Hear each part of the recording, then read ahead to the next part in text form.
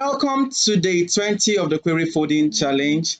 And for today's challenge, we are to dynamically select all the text columns. We'll be using the why word importers database and the dimension stock item table. Let's head over to Power BI.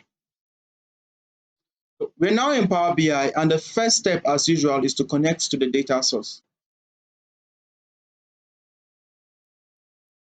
Select the wide word importers database. Select the dimension, the stock item table. Click on OK. Click on OK to import the data. We have all the columns that we have all the table and the columns and data that we need. So the next step would be to get the list of all columns that are of type text. For example, this is number, we don't need all these columns, we only need the columns that are of type text. So to use that, we need to use the table dot column type.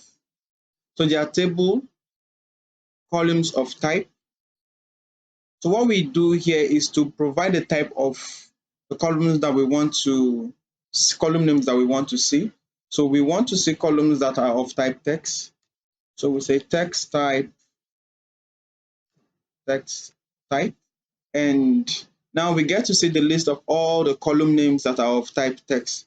So we can rename this step to text column names. And from this, we can now select these columns. So we can go to the previous step, and we know we are referencing this table. And now we can use the table select row. Table select rows. We specify the name of the table and add.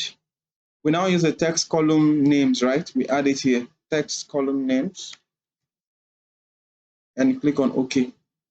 Okay, what did we mean? Oh, this should be select columns, not select rows. Select columns. And now we have all the columns we need. If you check all the columns with numbers, they are gone. We just have the list of columns that are present here. So that solves the problem for us. It's very simple and straightforward. Selected columns.